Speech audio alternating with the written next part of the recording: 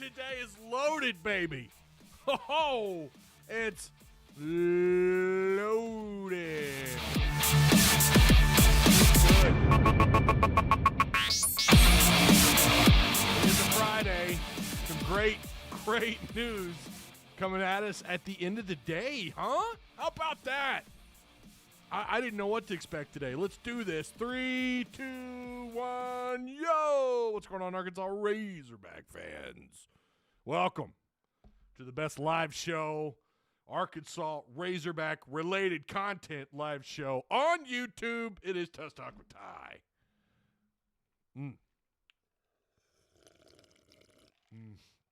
Tastes so good. A little Crystal Light in the drink. It's so good, man. Today is, it's fantastic. It's what today is. I've got the Christmas lights behind me, but they're not lit up. I don't have them plugged in. What a waste of plastic. All right. Make sure you guys like, share, subscribe, Patreon supporters. I don't even know what to say. You guys are crushing it. 93 of you.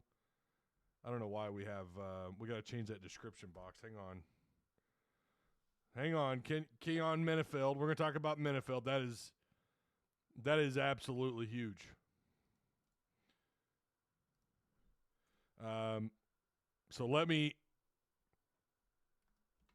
Menifield, we're going to talk slaughter, a transfer, and we're going to talk a little bit about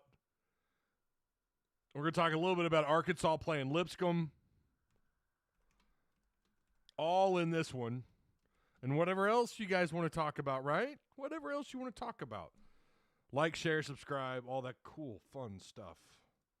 Make sure we have everything good to go there in the description box. There we go. It's updated. Okay. Oh, yeah.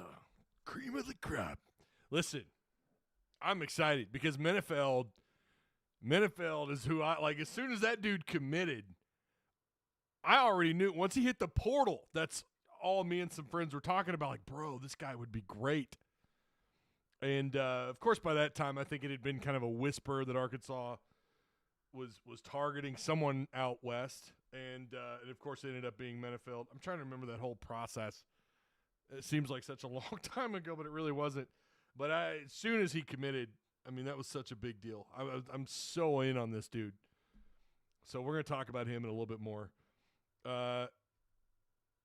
Is the volume low? It might be. Hang on. Let me check. We're green up here. Maybe a little bit louder. How's that? Is that better?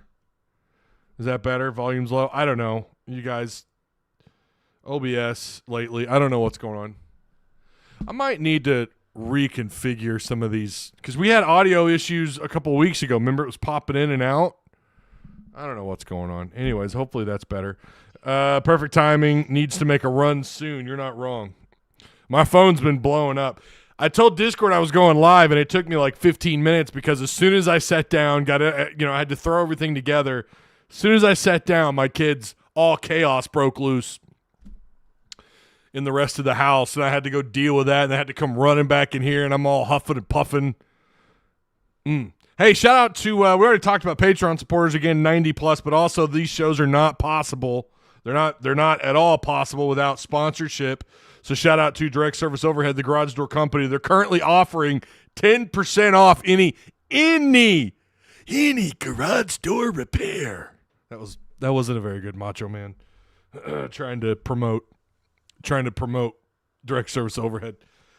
Rest in peace, Macho Man. One of my favorites, favorite wrestlers from the 90s, 80s, and 90s. Also, same-day services, quality parts, affordable outcomes. Give them a call today at 501-244-3667. And, of course, the Odd Soul Craft Bar Pizzaria. Their menu is available in our Discord if you want to go take a look at what they have to offer. There's some screenshots there. They're located over off Emma Street in Springdale. Fantastic pies, great environment, great staff. They're every time I walk in there, they're just such polite, awesome people. Great environment, too, to watch a game. Again, that's the Odd Soul Craft Bar and Pizzeria. Make sure you, if you go, take a snapshot of your food. Take a snapshot of the bar. It's awesome.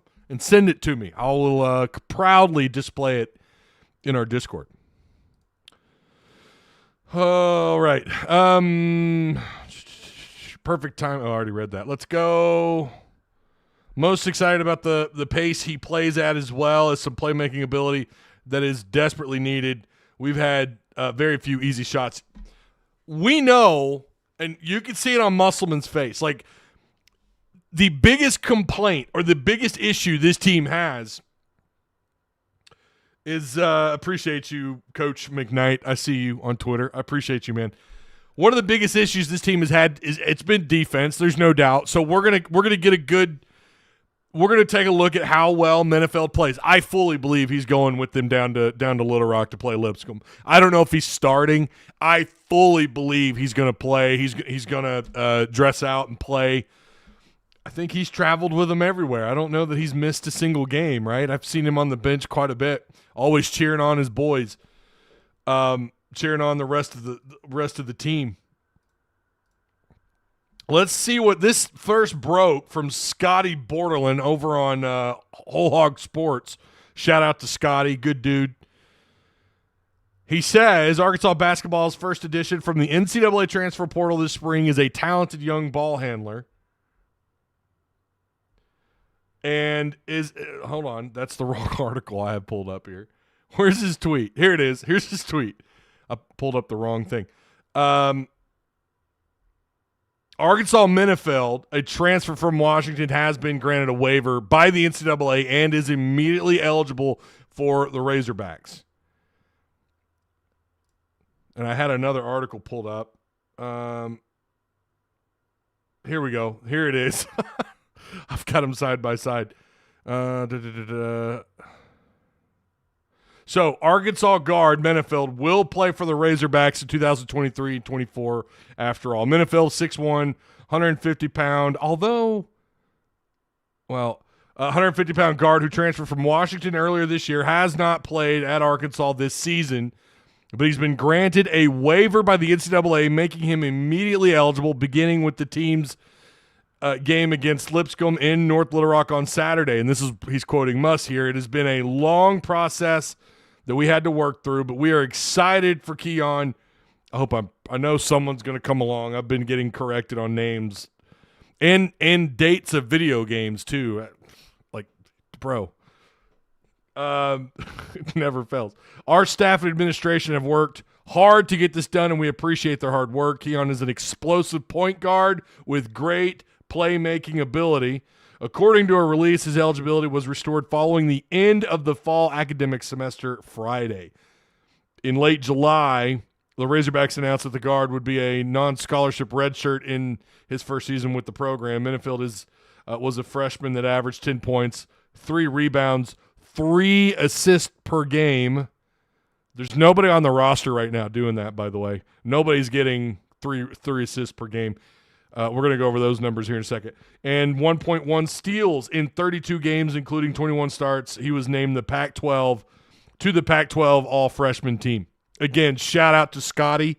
Go subscribe to them over on Whole Hogs. I think they do fantastic work. They're really awesome. So go follow him on Twitter and make sure you go. I'll post this article for you guys. I don't even think this required a sign-in to do this, so you should just be able to open it up if you want to read it. I'll post that down below in the description box. Yeah, this is big. I thought you guys might want to see something. So let's take a look at this game that he played. Just watch. Hold on. Let me see if I can pull this up here. Get rid of that. Scroll down. Here we go. In Pacific Northwest. Almost midnight. Keyon Menifield, the freshman, with the game's first area. Corin Johnson, the freshman from here in Seattle, checks in for the Huskies. Braxton Mia by himself underneath. A lot of bodies around Dante when he gets the ball down low. You see how he just, he draws the defense? I'm not going to do play-by-play here. And then he sees the big man underneath and just gives him a one-hand toss, and he just flushes it. I mean, this is kind of what Arkansas is missing on offense, right? Someone to pull a little bit of a – I mean, this dude, he balled out against Oregon. I don't remember how many points. I think he ended up with like 20-something points in this game. It was a lot. He went off. But this also video, and I didn't get to finish this whole video, but you can kind of see he's not afraid. He'll either drive or he'll push, he'll pull. You know, he'll find some. He looks like your prototypical point guard. Let's continue watching here. One of those guys that creates so much pressure. I like how Mia's really impacted the game. Contesting shots, that time extra effort to get back on the defense end. 4 guards and Dante right now for the Ducks. Menifield, a quick dart on the baseline and one. Look at that. Foul on Jermaine. The and one, baby. How about that burst? He did. I don't know how much of this video I can show before I get before I get a copyright strike. Just make sure you join Patreon. YouTube's probably gonna zap me of all my income on this one, but make sure you join Patreon. Support your boy. Here's a little bit more. Have you been to Kashmir? I have. It's just outside of Wenatchee on the Braxton Mia, the offensive rebound. Keyon Menifield, the fadeaway. Nice. Obviously, I don't know what the scouting report Little is. 15-footer. Oh, I don't know if that was on purpose or not. He had 27 in their big win against Arizona a few weeks ago. On the baseline, 13. All right, you guys kind of get the idea there. He could kind of do it all. Now, I'm not saying, listen, before anyone comes at me, he plays against Lipscomb and has 5 turnovers and 1 assist and 2 points. They're going to have to break him in. This is kind of funny. We've been in this situation before, haven't we? The good news is, sounds like Brazil got a little bit of a break this week. Hopefully he's full go. And now we get to watch the guy who, again, I've been the most excited for between him and Battle, Tremont Mark. We finally get to watch this dude. He's quick. He's quick off the dribble. He seems like he's got a high – and this is a freshman year, by the way, what he did last year. That was his freshman year. Fantastic player, man. And he's averaging 3 assists a game, or that's what he was last year. Let's see. Looking at Arkansas's roster here. Yeah, not a single player over 1 assist or anywhere near his 3. Well, I'll take that back. You do have LLS who's at 2.6. This is per game. And then Devo at 2.6. But this is – I mean, you know, it's not like this dude played – or got an opportunity to play this year and to really show us what he can do, right? We still have to. He's got to get broken in. But 3.1 assists is what he averaged last year, roughly about 10 points. He's not afraid. He's a distributor, and he can be a little flashy. He looks like he's showing. And I can remember I watched another video of his. I did watch this one, but it was after he committed last. Or after he committed. I'd seen some other stuff from him. I'd watched some of his high school film a little bit. I think he can produce offensively. I think he can produce points, but he's going to be a distributor. That should be his role. If he can help feed Battle and Mark, I don't know what they do with Devo now. Like, all of a sudden, this changes a lot of things, right? This is hopefully going to take a little bit of pressure off of Devo. It's going to take a little bit of pressure off of someone else, anyone else outside. It's going to take a little bit of pressure off on the offensive end of the floor, and hopefully allow them to find a little bit of rhythm, a little bit of maybe a little bit more rhythm and flow to the game on the offensive end of the board. Maybe he could be a part of that and help be the catalyst to that, because they don't have a key distributor. They don't. You know, there's been a couple of times where it's like, okay, wow, look at the assist ratio there, or the assist to turnover ratio. You know, what game was that? Devo had an enormous amount of assists. I think by himself he had like almost double-digit assists. I can't remember, but that's not something you could depend on Devo game in and game out. That's just never really been his thing. We know what he can do defensively. So this is obviously gonna break into someone's playing time a little bit. Maybe that's L. Ellis. I kind of think Ellis might be seeing the bench a little more, and that might be a good thing. I don't know that L. Ellis has done much to get me excited, you know, and that sucks because I really was looking forward to him too when they were able to pull him out of the portal. So this is going to change things up quite a bit, you know. But yeah, I forget Chandler, or excuse me. Yeah, Arkansas right now averaging about 12 assists a game, 11.8, with 6 steals, 7 blocks, which is insane, 7 blocks a game. while turning the ball over 12 times. So they're turning the ball over more than they are racking up assists. That's a problem, right? Like that's not a good recipe for greatness. That's not a great recipe. Although we've seen some pretty bulky stats like that before going into March Madness, and they're able to kind of turn it around where they're getting a couple more assists per game, and maybe kind of limiting their silly turnover amount. But Arkansas, this is a boost in the rhythm part of the offense, right? This is a boost from a scoring standpoint, not from him individually, but he's going to help facilitate those points. Now, again, the question is going to be whether or not these guys all gel together, if they're all on the same level, if they're all, the very questions we were asking last year when Nick Smith came back. It's similar but different. Menifield's a different kind of player. Menifield I believe, is a true point guard. I hope in this system, by the way, there's rumors that we might see something. We might even get a different starting roster tomorrow. But now it's like, what's the distribution look like as far as minutes tomorrow now? There's going to be some guards. They're going to be a little upset. There's going to be some guys playing out in the perimeter. They're going to be a little bit upset tomorrow. And maybe it is Ellis. Maybe I'm not going to say it's Devo because we know how Muss is with Devo, but maybe it's Tremont Mark. Mark has kind of been hot and cold. Someone's minutes are going to get cut into a little bit here. Right now, Tremont Mark, though, we say that. Tremont Mark's getting 29.6 minutes per game. Battle, we know, has been coming off the bench. Does he start against Lipscomb? Probably. I'm feeling like he's going to get the start. Ellis is at 20 minutes a game, 20.7. Devo's at 31.3. So, man, I'm excited for this. I don't want anyone to think that this is, oh, my God, all of a sudden we're going to see it. Maybe we do against Lipscomb. This is perfect timing. This is perfect timing for a guy like him to come in and get settled in. Now, the tricky part about this, it might take some time. It might be one of those things where he has a great game against Lipscomb, and then he turns around and maybe he kind of disappears, and he disappears into a conference play. I don't know. But all of a sudden, I feel like they just got a good jolt in the arm. Like all of a sudden, like they just chugged a Red Bull or a Monster energy drink.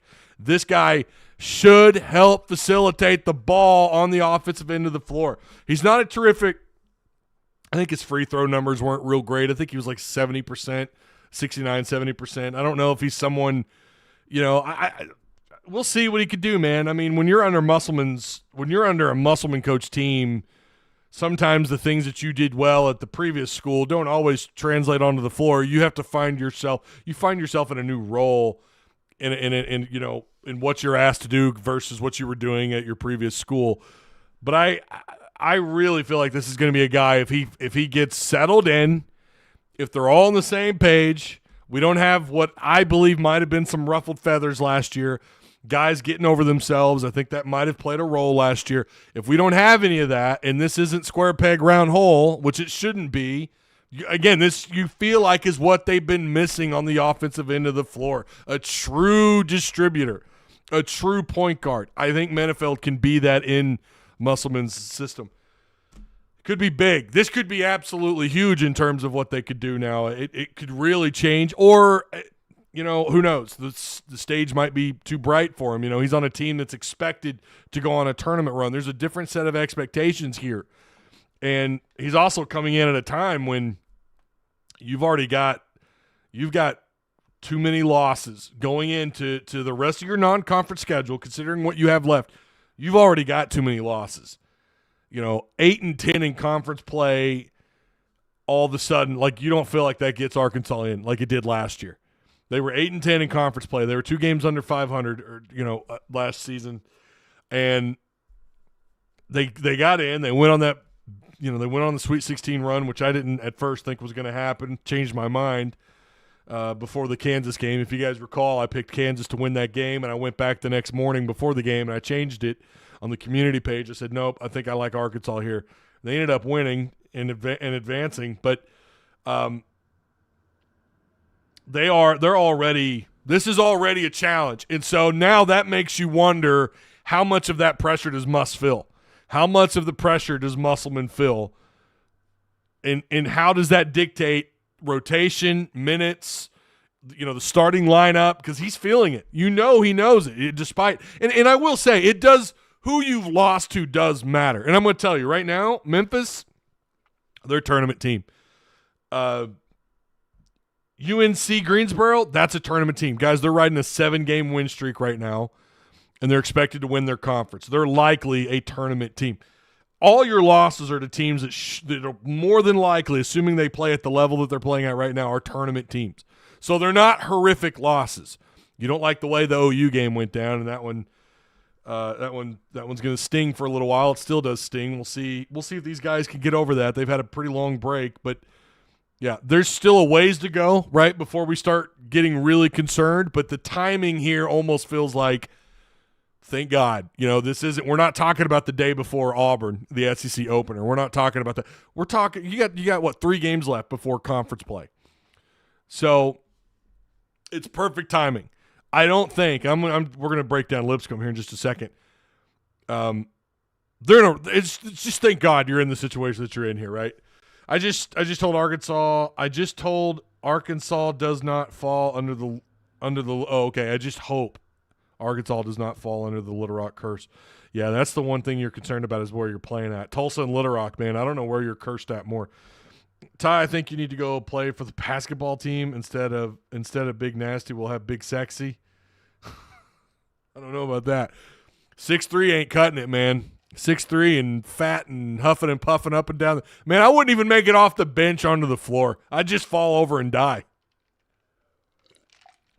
Or I'd be out there with an inhaler or something. Darian Cunningham, Keyon Battle, Mark Brazil, Lawson. I saw their practice where he didn't make a 3 in the shooting drills. I'm just saying, I hope I'm wrong. Says Kill Edward. Probably shouldn't say your name because now I'm gonna just get demonetized as a channel altogether. Yeah, listen, he's not gonna. I don't know that you're gonna rely on him. If you're looking at this as an offensive jolt from what he can do as a scorer, I don't know that this is gonna be. I don't know that this is the guy that you're. I don't know what's going on. Here we go. You're not looking at him as like an elite scorer himself. I think he's capable of being a scorer. You're talking about a guy who could play the true one spot, the point guard, a guy who could facilitate. What's up, Ty? What's up, Ryan Jones? How you been, man? Been way too long since I've made one of these streams. Hope you're doing well. I am, Ryan. Hope all's well with you. We still need to get Ellis going, in my opinion. I kind of thought by now he would. I really did. I really did. Kind of like in the way we saw Tremont Mark kind of step it up and start playing at a higher level for a little bit. I was hoping Ellis would do that. Ellis going to have to accept his minutes getting cut. I agree. He's been a disappointment so far this season. Play better to fight for more minutes. And this is the beautiful part about having that depth, having quality depth. It's a big deal here. Can he shoot 3? Again, Kill, I'm just going to call you Edward. That's not what this is about. This is about someone who will facilitate shots. This is about someone who will feed and find and feed. That's going to be his role. Who knows? He might become a good scorer. I don't know, but I think what Muss wants out of him is to be an assist monster. Rack him up. Or to help do that, right? Sweet 16 is possible, says Beer Talk. What's up, man? Hope all's well, Nick. Honcho Razorback says huge news. I agree. Man, isn't it great? Hey, make sure you guys like, share, subscribe if you're new. If you want to check out Patreon, man, I would appreciate it. I'm probably going to get demonetized on this one. So if you want to help your boy out, there's the Patreon link. We're at like 93. I believe he'll give us some scoring when needed. Listen, he's capable. I think he's capable of getting some buckets. I really do. But I don't know if that's going to be his role. Or it could just be, we know too, it's going to be a matchup based situation. If Muss feels like he's got a good matchup, and he'll probably get some opportunities to get some points. I don't even need a true center. Take an intimidating, hard-playing 6'8" guy. Gonna get Bayfall gift card to McDonald's for Christmas. Oh, man. Yeah. I'm loving it, man. This is great. Yeah, at Washington, he got about 28 minutes a game. He played in 32 games. Looks like he started in 21. He shot 33% outside. Now, I don't know how many shots he actually took. He shot 41% from the floor. Again, he averaged about 10 points, 1.1 steals, 3.1 assists per game. And I was wrong. I said no one was close. There's actually a couple of guys. Ellis has 2.6 assists. Devo, 2.6. I knew Devo was at like 2, but per game, 3 assists per game is – I mean, compared to what they've done this year, that'd be a boost in and of itself, right? Now, 10 points. Does he end up, based on the amount of games he has, to play this year, can he get above 10 points a game? Again, I don't know if that's what they're going to ask him to do or not. I don't know that they're going to tell him to take open looks. I don't know that they're going to be okay with him taking open looks. That's probably going to be left up to Battle and Mark and Brazil underneath. But it's about finding Brazil. It's about setting up Brazil. It's about setting up Battle and Mark, getting these guys in a better area on the floor. Finding these guys at the right time. It's all about timing and everyone playing on the same level. This is why it's such a big deal, because I think they've really been lacking a true high-grade point guard, and I think Menifield can become that. It might take a while. This might be a situation, or he may not vibe with these guys at all in game time. Who knows, man? But I think the pluses outweigh the negatives with him. And obviously, if he's healthy and he's good to go, which this was never a health thing, but if he's good to go, you got to play him. You got to give him a shot. And kind of feels like maybe rescue or help is on the way a little bit. Just a little bit. I'm not going to lie to you. I did not see this coming. With Menifield being eligible, I did not see this coming. You love it. Execute Order 66. Temper your expectations, people. It takes time to figure these things out, says Kingsley. Yep. I agree. That's spot on. That is spot on. It takes time. He's not going to come in against Lipscomb and have, 17 points with 12 assists. That's not going to happen. And somehow get like 8 rebounds, 8 boards. Don't underestimate the kid. I mean, he's flashy. We watched some film or some video there just a second ago. He could be flashy. He's quick off the dribble. He's going to be fun to watch, but he's going to be setting folks up for shots, right? Hopefully he could draw some double teams if he can be a big enough target on the offensive end of the floor. Can he handle – I can't read the rest of that. Can he handle pressure? Well, I'll have to read that when someone else comments. While he does need to mostly facilitate, I feel like he is if he has an open look, he needs to take it. If Battle is cold, then the entire offense doesn't exist anymore. Yeah, we've seen other guys. Like, there's been a couple times this year we've seen someone else help step up, but it is typically Battle. If Battle goes cold, this team does struggle. Okay, here we go. Can he handle pressure with the basketball? He's a phenomenal ball handler and lightning quick. Yeah, he is very good. He's very quick. He is very quick. And that you also, too, we saw Arkansas struggle against the full court press against Duke. He ought to help with that, too. Like when you – not that you're going to see full court press like the way Duke does it. I mean, that was really, really well executed by Duke. And of course, they've got the star power, right? They've got the talent and the length and everything, the athleticism. You're not going to see anyone else press quite like that at the end of a game in a key moment. But he ought to help with that. Menifield should help you with dealing with that. Menifield hair could distract the opposing team. Bro, he's got the locks now. He's got the locks. They may not be the luscious brown locks, but he's got the locks. All right, Ty, is there a reason we haven't seen many alley-oops with Muss's teams? Is the state of the program or Muss's system or lack of chemistry? Maybe D, all the above? They just, and we talked about this last week. This has been the worst, talking about defense really quick, one of the worst defensive teams he's ever put on the floor, which, his defenses are always really good. We know that their reputation is they defend the rim really well and they defend out in the perimeter. That's going to be my question with Menifield. Can he lock folks up out on the perimeter? And if he can't, if he gets beat off the dribble, which it's hard to see a guy that quick get beat off the dribble very often. Devo's been getting beat off the dribble a lot this year. Have you guys noticed that? If he can't play defense, he's going to lose minutes. You guys know that. He's going to lose minutes.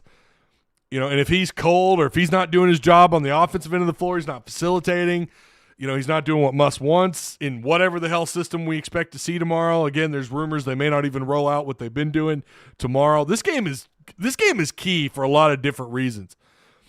You need a good vibe game. You need to go down to a place you've struggled to win at. As crazy as that is to believe, or a place where you've at least struggled at down in Little Rock.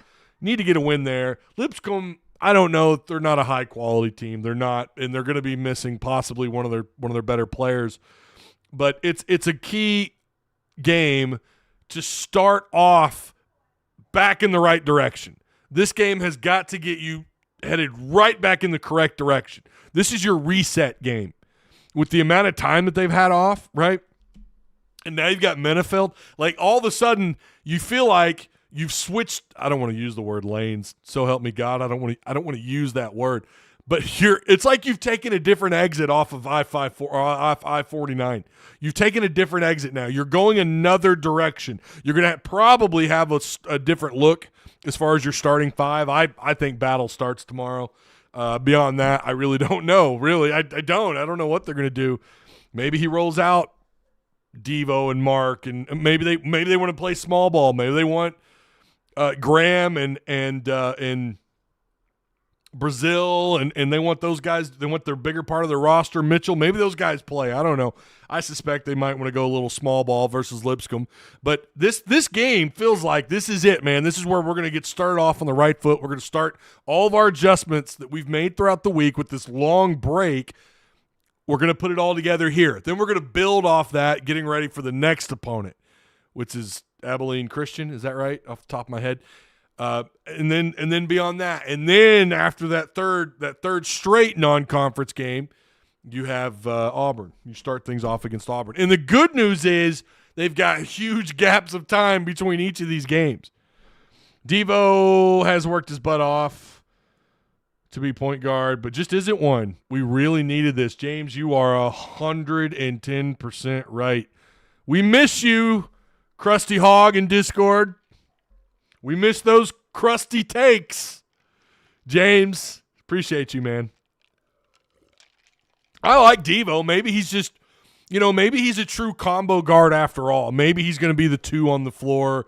And if they got to pull, let's assume it's Menifield, maybe then Devo steps into that role. Maybe he could be more of that part-time point guard. But I don't know that I'd want him at the point. I don't know that he's done a very good job seeing the whole floor. I really don't. I can't answer the question as to why they're not getting more alley-oops and why they've just looked so discombobulated on the offensive end of the floor. And then to top that off with how bad they've been defensively. It's weird. Their rim protection has gotten a little bit better over the season. A little bit. I'm not saying it's made a traumatic turnaround yet, but they're still getting a lot of shot blocks. They're altering shots left and right. If they're not getting blocks, they're altering shots down underneath the rim or around, somewhere between 15 feet and in. They're doing a really good job for the most part. But then I say that, but then for like a second half, it's almost too easy to score. It's almost too easy to get to the rim. So they have made some changes.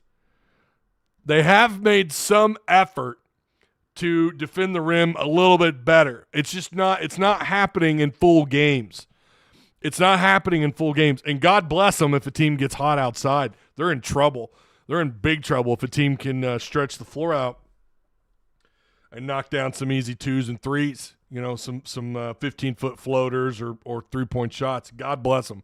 They have struggled so much this year. It doesn't matter what you do. I think some of that transition defense has been a problem. These guys are not getting back quick enough. Again, Menifield might help with that too. I don't know. We don't hear enough about what he can do on the defensive side of the floor, and that's what I'm very curious to see what happens there. Everyone, listen, he's easy to identify on the floor. Those locks are just flowing everywhere, man. I mean, everyone's going to be watching him. He's the new guy on the floor. So any mistakes he makes, they're going to be highlighted, right? They're going to be amplified because everyone's going to be watching him. So again, this is a great place to hit the restart button. This is a great place to do it. When you're at home,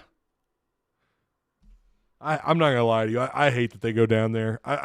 It's a different argument than the War Memorial argument. I just don't know why they keep trying to play away from Fayetteville. I just don't get it. You got this bullshit in Tulsa, right? Football, we already know Arlington and whatever they're trying to do down in Little Rock every other year. Just play your games on campus for the love of all things holy.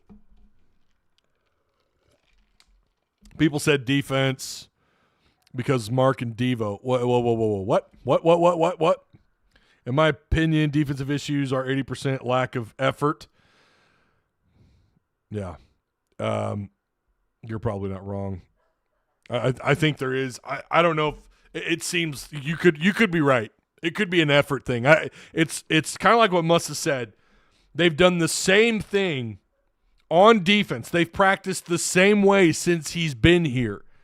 And yet we're getting the product on the floor that we're getting on the defensive. And listen, like someone said, if Battle doesn't go off on the offensive end of the floor or Mark, Tremont Mark has stepped up a couple times, more than a couple times, right? Brazil's had his moments, just not consecutively enough that he gets hurt. They just need everything to come together. And it feels like they're so close, yet they're so far away. Just got off, so he could play now. He can, yes. Yes, he can. Trying to scroll down here and read comments. Hang on. We're so slow at switching and closing out. They are. And so many open looks out on the perimeter. What are you doing? How is that dude getting so wide open so often? How? What is going on? Their perimeter defense is so embarrassingly bad at times. There have been games where it's like, okay, all right, they're doing a little bit better. They're closing.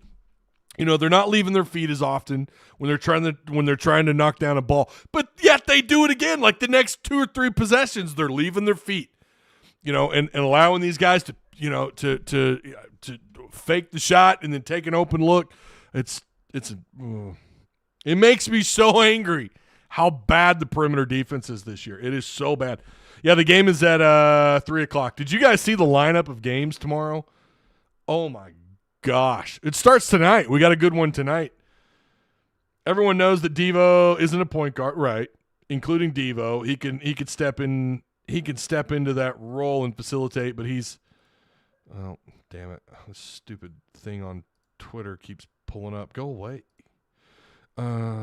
He can step into that role and facilitate, but he's not a point guard, and that's not what he's trying to be. He's a connector and a perimeter lock. He is definitely a perimeter lock. Has Devo been reliable on either end this season? He hasn't, Ryan. He hasn't. He's not been reliable on either side of the floor consistently, and that's kind of always been his thing, right? He's never been great at both sides at all times. And that's hard to do. That's super hard to do. In fact, the ones that do that are typically, if they've got the right size and the right kind of film, they're probably playing in the NBA or at least G League.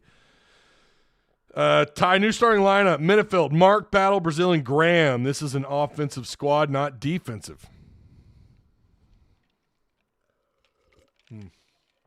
Yeah. We got to fall for the most jump fakes of any team in the country. This space is so beautiful. You're probably right. How often does this team leave their feet when trying to knock down a shot outside. I swear to God, we got to start keeping count.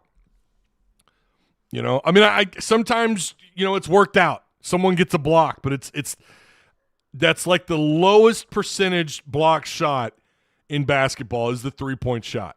Just like the lowest percentage shot made is the corner pocket 3, which would have been great if Pinion could ever find that shot again. The only person we have to run, I don't know what that, to run the point is Ellis, maybe Menifield now. No, there's no maybe about it. Menifield will be your point guard. Dan, and I agree with you. They haven't had anyone really. And you kind of thought it might be Ellis, it might be Devo, it might be anybody just to help facilitate. There's no question that's what they're going to ask Menifield to do.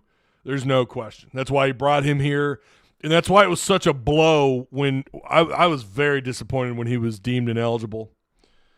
Let's talk about Lipscomb really quick. So if he's going to play, if they're going to get Lipscomb, where's my freaking breakdown? Hang on.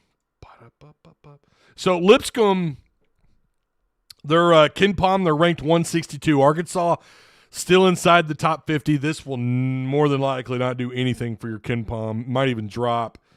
They're 162. Arkansas's 46th. BPI, Arkansas's 62. The Bisons are 153. These guys they take a lot of threes. They take a lot. They shoot something like 27, 28%, something like that. Musselman had a comment on it. Lipscomb is 49th in the country. This is from Musselman. Lipscomb is 49th in the country in made threes at 9 made threes per game. So we've got to defend the three. They're 58th in the country in three-point attempts. Again, that's not super high, but when you're talking about close to 27, 26, I think it's like 26.5. When you're talking 27 and you're knocking down 9 to 10 a game, you cannot let these guys get hot. And again, you're not playing inside Bud Walton Arena. Not that teams have struggled shooting the three ball there either. You're playing down in Little Rock inside Simmons. Arkansas has let teams get hot down there, and this is the kind of team you don't want that to happen. Now, the good news here is they're not big, and they're going to be likely without Darren Boyd. This dude averages 17 points a game. He's got something going on with his hand. John Anderson, Cody Head, Will Pruitt, A.J. McGinnis. McGinnis might be a problem, by the way. Owen McCormick. These are the projected starters. None of their guards are above 6'3". A.J. McGinnis, I think, kind of plays a dual role for them, but they are not a big team. I mean, their tallest boys, Owen McCormick at 6'9", 230. He's a senior, averaging about 9 points. He's shooting about 46%, 35% outside. I don't have attempts per game. But he's got 15 assists, 23 turnovers on the year. That's Owen McCormick, again, 6'9", 230. And then Dylan Faulkner, who's a true freshman, 6'9". I think he's about 195. I could have that wrong on his weight. But so they're going to be without Darren Boyd. They're going to be without one of their better playmakers. He's not going to be playing in this one. And then they have Rylan Houck is also another guard, a freshman guard. I think it's Houck. It's Houck. So they're not super deep, and they don't have a lot of size. I'm going to take Arkansas. I think now hear me out. Menifield might even cause you, and this is weird to say. I got to choose my words carefully here. I don't want to say he's going to cause issues, but getting him out on the floor, because they need to get him out now, it could disrupt, the chemistry to a degree, and it could have an effect. I'm not saying he's like a net negative. I'm not saying that at all. It's just game one for him, right? Or it could be the other way around. They have no film on this dude. They don't know what to expect out of Menifield, and it could be chaos for Lipscomb. I think Arkansas wins this thing pretty easily. They should, despite it being down in Little Rock. Despite Lipscomb, they can heat it up outside. They can knock down 9 or 10 threes. and they can find ways to set it up on the offensive end of the floor to get some buckets in the paint. Again, because they're without Boyd and because Arkansas – and this is going to be the case even in SEC play where they're going to have the better quality depth. They're going to have more depth, and they've got the size and athleticism. When I say size, I mean length.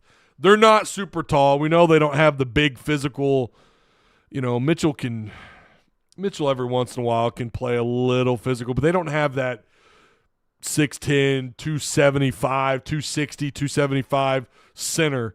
They don't have a whole bunch of bigs that can just play hard down low. They're not a real big team, but they have length. You talk about Lawson. Graham on the offensive end of the floor can help you out with his length. Mitchell can play with a little bit of size, not much, and we know what Brazil's capable of.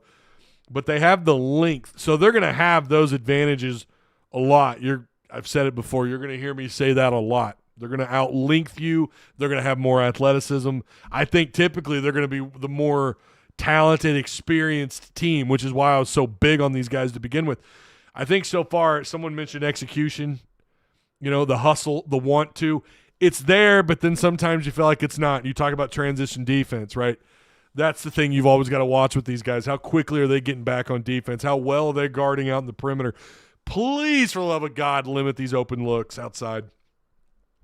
But, yeah, these guys, when they get hot, they can be a problem. And so Arkansas is going to make sure that, again, Menifield's going to get tested defensively here too. So, again, I think Battle likely gets the start. And I think Menifield will be a rotator in this game. Who knows? Musk could be like, to hell with it. Let's roll the dice and put Menifield out there as a starter. I don't see that happening, but you never know. Oh, man. Such an interesting day. A good day. Started off not so great, but it ended up being really great. Make sure you guys like, share, subscribe if you're new here. Ty News, I already read that. The Hogs guard the three like the Lakers. A lot of open looks they're giving up. Is that what you're telling me? Must literally threw a tantrum on Oklahoma first basket. Wow. Do we lead in total coach ejections? They have, I don't know how many disqualifications they have this year. They've got a few. All right, Arkansas in the transfer portal. I mean, hell, they had 3 in one game. Arkansas in the transfer portal. If you're a Patreon supporter, you already knew about Slaughter. Doneiko, I think I'm pronouncing that right. Doneiko Slaughter. You already knew this cat, Arkansas was all in on him. 6 foot, 190-pound corner. Now, PFF grades don't blow you away here. He's from Tennessee. This is the transfer they're getting. He's a if I have these stats aligned correctly here, he is this will be a fifth-year guy, so I wonder if technically, is this a grad transfer? 32 tackles. He's got a sack, 1 interception in his career. So his cover grade, I mean, listen, he was a safety out of high school. If I remember looking at his profile on 247, pretty sure he was a 3-star safety out of high school. He looks like a safety, and his numbers scream safety. His cover grade, not the greatest. 51.5 is his grade. 51.5 is his cover grade. But his tackle grade is about 76. It's 75.9. So maybe they line him up maybe that's his thing. Maybe that's going to be his role. He's going to play the hog, the nickel, because he's pretty athletic. I mean, I've seen a little bit on him. Again, 6 foot, 190 pounds. Guys, I don't know what to tell you about what's going on elsewhere. I know they have an offer out on Pearson Toomey, the Furman kid. His numbers are quite nice. His run block grade is 83.5. That is really high. Now, I understand that's also a different level of football, but, I mean, wouldn't be a bad get in my opinion. 6'3", just under 300 pounds. Now, some of these guys I don't know. I know they've got Fernando Carmona out of San Jose State. I think he's supposed to visit. He's considered out of the portal 3-star offensive tackle, 6'5", 325. His PFF grades are wonderful. They swung and missed on Samuel Franklin. I was pretty bummed about this. He's from Little Rock, Arkansas. He's a running back, 5'10", 200 pounds, ran for almost 1,400 yards last year, 11 rushing touchdowns. and 1 passing touchdown. Was not real thrilled with that. Looks like he's going to OU.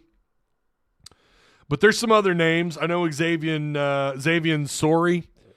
I'm sorry. His last name is Canadian. We're sorry. Xavier Sorry. See, every time you say that name or you hear it, that's all you're going to think about. The Canadian way of saying sorry. We're sorry. His tackle score is really high, 80.3. Cover score 66.1. He was a 5-star, top 5 linebacker out of high school. In 2023, he tallied 19 tackles with 1 sack and 1 pass broken up. He's got a pretty good overall grade. His cover grade, pretty normal for a linebacker, 66.1. But again, his tackle score is 80.3. So if you're a Patreon member, you've got access to all these names. There's probably some more I got to get added on here. I just added Anthony Woods, running back out of Idaho, 5'11", 185 pounds. His PFF scores are off the charts, really high. Ran for 1,000 yards last year. We've also got, we added Slaughter, and he committed. So Slaughter, again, unranked out of the portal. A lot of people, Tennessee fans, are not super thrilled to see him go. We know they picked up Talon Green, 6'6" quarterback. I can't pronounce that Eastern Michigan kid's name. Andreas Paske. It's Paaske. I know there's some grammar Nazi that's about to jump on me about that, and then you've also got Keyshawn Blackstock committed. Andreas is the tight end. So they've got 4 commitments at the moment, unless we need to drop somebody or add somebody by the time I've gone live. You know how this works. Every time I go live, someone pops up. Overall, if you're going to ask me how I think they're doing in the portal, I'm a little bit concerned. I mean, I don't know if this is a money thing. I mean, I know everyone's going to say, of course, it's NIL. And it might be all about NIL, and Arkansas just can't do it. And that leads to the question, well, Hunter Yurachek claims that he didn't want to fire Sam because he didn't want to start over, right? I don't know if you guys saw that. But there was also the argument made that they may not be able to afford that buyout. Okay, so your NIL, if you're getting beat out in the NIL, which, you know what, the last couple of years they haven't been. I don't know what's changed. You're getting beat out this year. You're having to settle. Let's be real here. Outside of Talon Green, Blackstock was a good get too, by the way. I like Keyshawn Blackstock. But so far, it just feels like they're underachieving in the portal. They're getting beat left and right. So you couldn't afford Pittman's buyout unless we're buying what Hunter Yurachek is selling, which is that he didn't want to part ways and have to start over all over again. But you can't afford NIL, and I there might be some truth that they couldn't afford that buyout. There might be some truth to that. That's a rough sell to Hog fans. That's all I'm going to say, okay? But at least as far as because we don't really know what the situation is there, if they really could or couldn't afford the buyout. We don't really know the situation there. But that was certainly something that was talked about. And plenty of people in this very chat in our Discord said they can't afford it. Man. And you're getting beat out in NIL. Or is it the other way around? Is it that they're trying to be, they're looking for return on investment, right? They're going after guys. They're going after players. They're going to have a little bit higher ROI. Maybe that's what's going on here. Maybe I don't know. I think they're just getting beat. It could also be a combination of everyone knows that this is a sinking ship. Or at least that's the narrative out there. This is a sinking ship. Why would I want to go play there?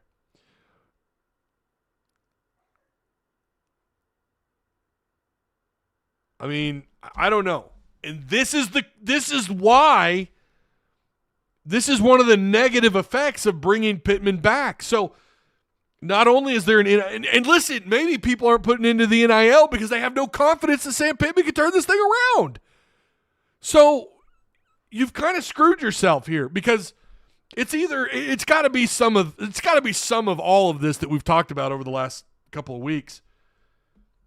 It feels like a sinking ship. Now, I know, too, there's everyone that's really excited about Bobby Petrino. You're really excited about Taylon Green. You're excited about some of the players that are coming back. You know, they've got to make some changes on the offensive line. I don't think all is lost. I really don't. I'm excited to see what Bobby Petrino can do, again, at Arkansas. And I'm not saying, again, it's all bad. They're screwed. I'm just simply saying from a player or a prospect who's been in the game for a year or two, they know what's being said about Arkansas. Why would you want to go play there, right? So that's kind of why you might be getting beat out and why you may have to settle for guys that didn't play a lot at their previous school. That could be what's going on. And I get that narrative. And that's all I'm trying to tell some of you who might have a different take on the situation. Listen, I'm all ears. I'm not saying I'm 100% right and everybody's wrong. I don't know. I know that I feel like everybody's kind of stumbling in the dark here. I feel like Arkansas stumbling in the dark. Everyone's really excited about Bobby Petrino. A lot of excitement. Not everyone. I shouldn't say everyone. A lot of you, and myself included, to a degree, really excited about what Petrino can do. And now there's just been this kind of like blank stare in the portal. It's like, again, they're stumbling in the dark. It's hard to get excited when you're losing all these pieces. And yes, I don't like addressing rumors. I did see the Centennial rumor that he may not be coming back. I did see that. I did see that there's a possibility. I don't know if there's any truth to that at all. Someone sent me something that had been said elsewhere. I'll just say that. I saw the screenshot. I don't know if there's any truth to it. I don't know why you wouldn't want to play under Petrino, to be honest with you. I don't know why any receiver would want to transfer, because I think you're going to benefit. You're going to benefit being under Petrino. Maybe he's going to go when KJ goes. I don't know, but boys, this is looking like a rough offseason right now. You know, everyone's so excited about what Petrino can do, but it's like, I'm excited about Armstrong. I don't know what to make of Teslaw. Again, last year I thought, during fall camp and spring camp, I thought he looked really exciting. I mean, now was he ever super wide open? No, but he was blowing past guys every once in a while. Armstrong certainly looked really good. So there's room for excitement, but so far it feels like they're I don't know. Maybe they're just taking their time. You look at the KJ situation, the guy still hasn't even put his name in the portal. I don't know. It's a little bit, it makes you feel a little bit nervous about what's going on as far as just where they're headed. Fortunately, they still got a little ways to go. And then not only that, you still have the portal that opens up after spring camp. So they're going to have some more opportunities to grab some guys, but right now is the time. You've got early signing period, which is about to go down. So they've got plenty of time, and I'm not saying anybody should hit the panic button, but I thought they would have a few more commits by now. I'll just say that. That's all I'm trying to say. I thought they would have more commits by now. I kind of thought they'd be crushing it. Now, I do think they're going to end up with a couple more, maybe even this weekend. So, you just can't panic too much. You got to let this thing play itself out. But again, I get where a lot of you are coming from in terms of, listen, we're getting beat out on NIL and it's obvious, and maybe you're right. Odds are you probably are right. Yes, they hear what's being said and they're seeing what's being said on social media. Mm-hmm. Don't hate on Little Rock, Ty. We get tired of driving 3 hours. I ain't hating on Little Rock. I'm just saying, I don't know why they're playing down there. Quit getting away from the university. Ty, I heard a rumor. Uh-oh. Johnny Jones coming in hot. He's got a rumor. Ty, I heard a rumor Arkansas was gone to change their mascot from the Razorbacks to the – oh, I see what you're saying. Okay, okay. I see what you're doing there, Johnny. You're clever. That's clever. KJ won't be guaranteed a starting spot.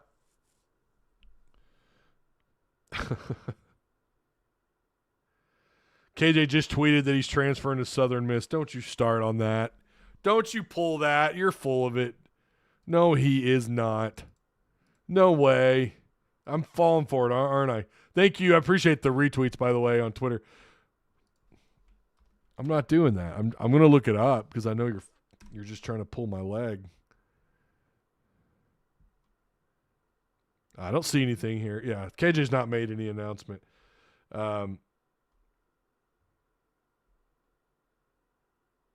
Yeah, I'm not seeing anything. See, I knew better.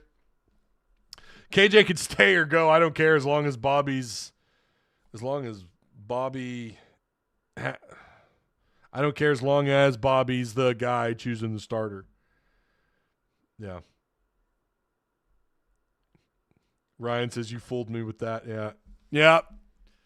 You got to be careful. But listen, we have a reputation here. Every time I go live or during one of these hour-long lives, there's some major news that drops, you know. Went to Twitter in a panic. Well, that would be an interesting spot to land though, wouldn't it? I mean, we know where he's from. KJ won't ever enter the NFL. So homie, you better make money while he can. Ty, KJ just tweeted that Dan Tanner is the coolest dude on earth. Look it up. I bet he did, Dan.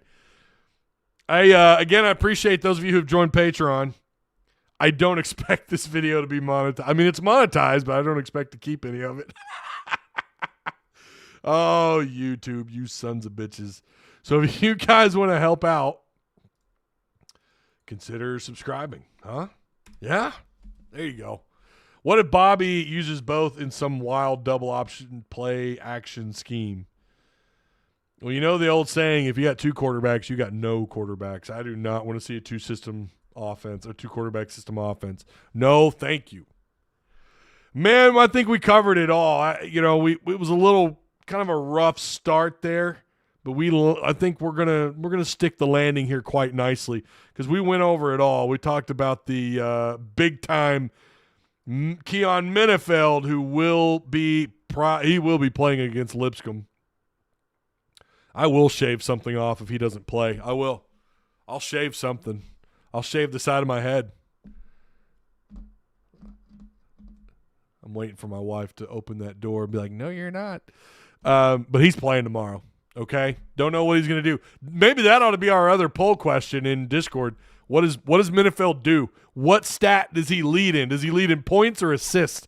It's probably, listen, I'm not saying the guy's going to go out there and get 15 assists a game, okay? We're going to see how he fits into this system moving forward, whatever system we're going to see. But he should help facilitate. At the very least, he ought to help them get things moving in the right direction. And it's going to take time. On the offensive end of the floor, hopefully he gets them moving in the right direction. I think it's going to take a little bit of time. He wasn't a super-duper high prolific scorer at Washington, but that was also his freshman year. And if I remember right, he didn't even get an opportunity to start. I'm trying to remember his breakdown. I don't think he even got an opportunity to start until several games into the year. He started, but not until like a little while down the road. You know, he kind of had to earn that spot. And he was all league freshman. So huge. 6'1", 150 pounds. Hopefully they found their point guard. Right? Hopefully they found their guy. And they're gonna get things moving in the right direction on the offensive end of the floor. Stewart needs to be kicked off the team for his charge. Yeah, I saw that. He's suspended indefinitely at the moment. I don't typically we don't go into too much detail on that stuff. We all make mistakes, but